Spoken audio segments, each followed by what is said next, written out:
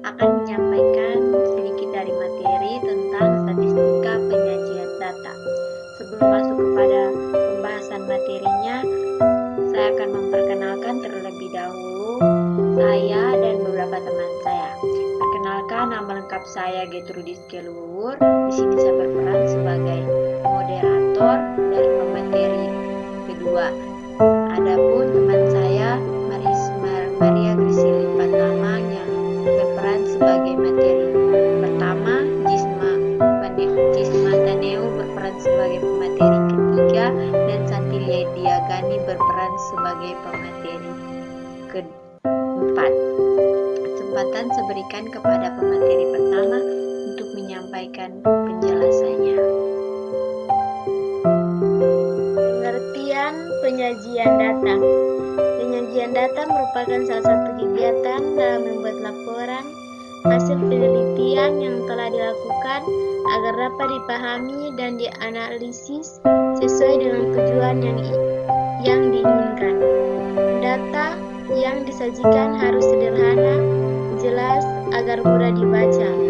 Penyajian data juga dimaksudkan agar para pengamat dapat dengan mudah memahami apa yang kita sajikan untuk selanjutnya dilakukan penilaian atau perbandingan atau lain-lain.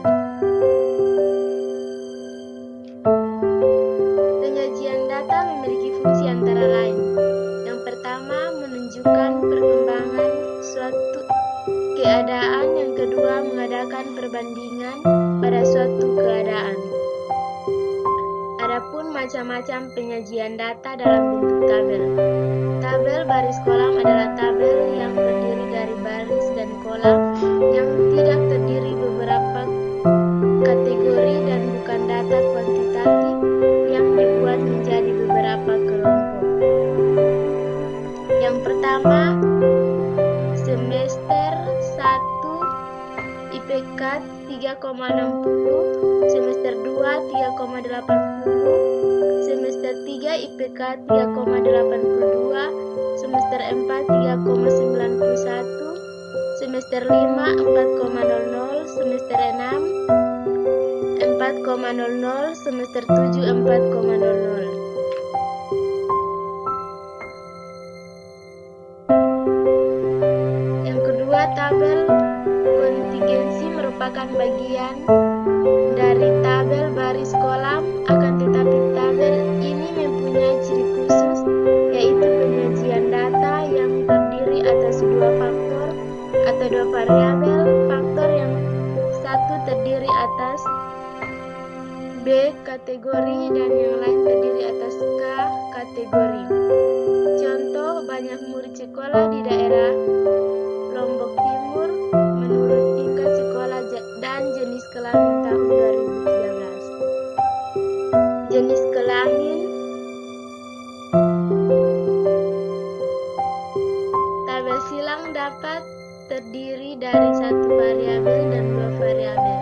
Tabel silang satu variabel digunakan untuk menggambarkan data yang penampilan satu karakteristik saja, misalnya jumlah keseluruhan. Tabel silang dua variabel digunakan untuk menampilkan dua karakteristiknya, misalnya jumlah seluruh dan jumlah bergender. Contoh, dalam suatu penelitian angket pada 34 siswa kelas 11A tentang mata pelajaran MIPA yang dikuasai, diperoleh hasil data sebagai berikut. Mata pelajaran matematika berjumlah 11, kimia berjumlah 10, fisika berjumlah 7, dan biologi berjumlah 6.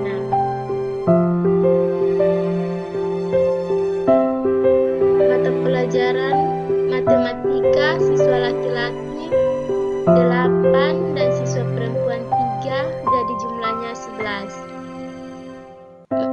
Mata pelajaran kimia siswa laki-laki 4, siswa perempuan 6, jadi berjumlah 10. Mata pelajaran fisika siswa laki-laki berjumlah 5, siswa perempuan berjumlah 2, jumlah siswanya adalah 7. Mata pelajaran biologi siswa laki-laki 2, siswa perempuan 4 berjumlah 6. 3. Penyajian data dalam gambar. A. Macam-macam penyajian data dalam bentuk grafik. 1. Grafik histogram atau batang. Contoh dari tabel berikut disajikan dalam bentuk histogram. Tinggi badan siswa kelas 11 SMA Negeri 1 Sampang. Di bawah adalah tabel tentang grafik histogram atau batang. Bisa dilihat tabelnya di bawah. Yang berikut, grafik poligon merupakan grafik distribusi dari distribusi frekuensi bergolong suatu variabel. Contoh hasil pengukuran berat badan terhadap 100 siswa di SMA X digambarkan dalam distribusi bergolong seperti di bawah ini. 3. Grafik huruf P merupakan perataan atau penghalusan dari garis-garis poligon, sering tidak rata karena alasannya berbeda frekuensi. Data skor dan data skor itu mencerminkan fakulturisasi sampel. Teman-teman bisa perhatikan contoh di bawah ini, contoh tabel, contoh grafik poligon.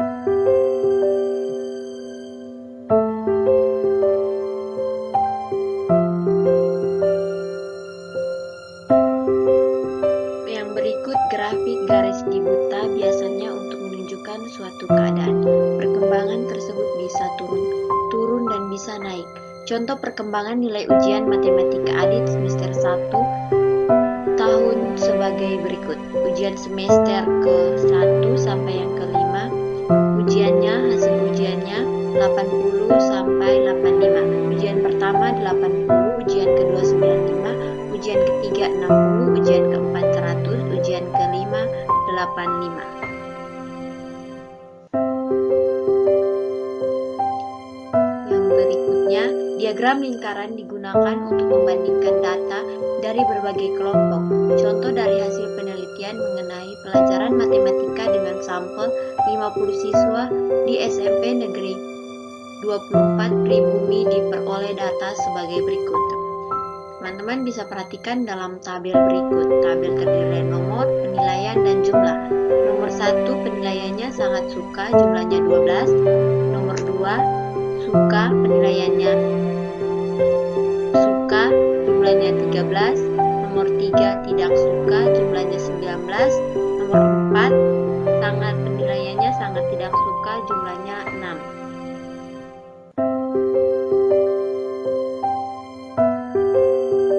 Penyajian data tersebut dalam diagram lingkaran adalah sebagai berikut. Yang pertama, cari persentase masing-masing data tersebut.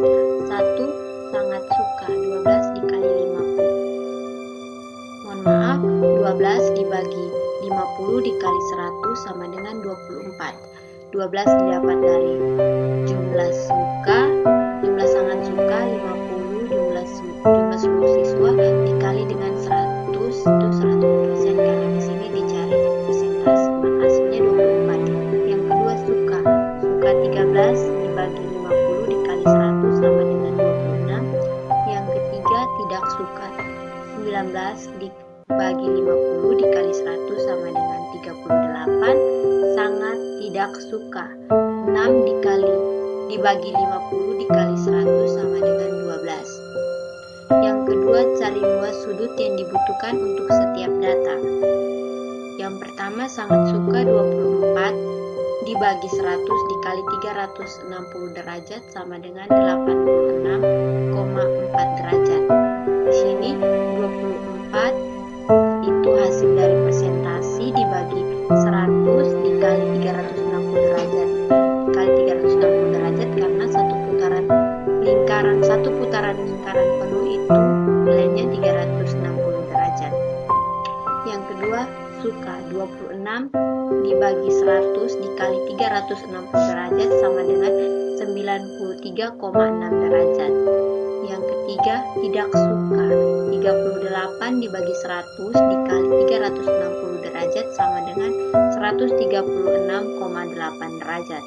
Yang keempat, sangat tidak suka 12 dibagi 100 dikali 360 derajat sama dengan 43,2 derajat. Yang ketiga, dua sekelompok data tersebut digambarkan dalam bentuk lingkaran perbandingan pendapat siswa mengenai matematika. Berikut adalah contoh diagram lingkaran yang tadi sudah dijelaskan di atas. Yang